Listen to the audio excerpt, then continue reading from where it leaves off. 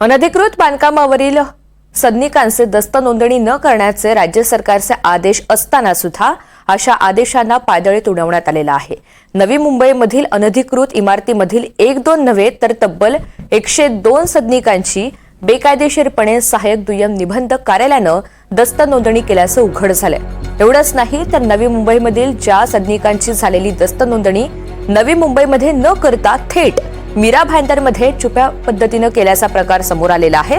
नवी मुंबईमधील दलालांकडून असा प्रकार सुरू असून यामध्ये मोठ्या प्रमाणात नवी मुंबईमधील सामान्य नागरिकांची फसवणूक होतीये।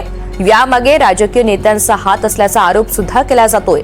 संबंधितांवर कारवाई न झाल्यास उपोषण करणार असल्याचं सामाजिक कार्यकर्ते बाळासाहेब मिरजे यांनी म्हटलंय।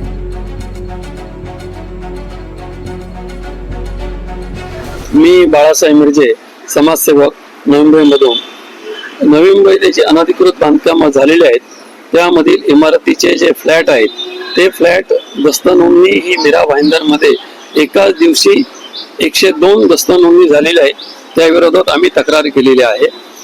या दस्त नोंदणीचे नवी मुंबईमध्ये 4 कार्यालय आहे, तरी सुद्धा मीरा भाईंदरमध्ये का झाली याच्यावरती आम्ही पत्रावर केल्याच्या नंतर त्या माहिती असं केलं की दस्त नोंदणी खोटी झालेली आहे। याच्यावरती इन्क्वायरी त्यांनी बसवली, पण ठोस अशी कोणतीही कारवाई करत नाही।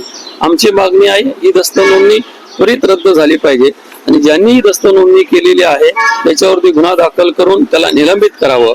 जर ही गोष्ट आता लवकरात लवकर झाली नाही तर मी स्वतः सीबीआय इन्क्वायरीची या प्रकरणामध्ये मागणी करणार आहे।